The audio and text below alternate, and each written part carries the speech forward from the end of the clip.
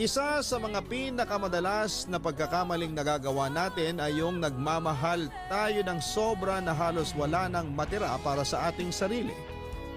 Gasgas na pero marami talaga sa atin ang ginagawang mundo. Ang isang tao na dapat ay minamahal lang natin.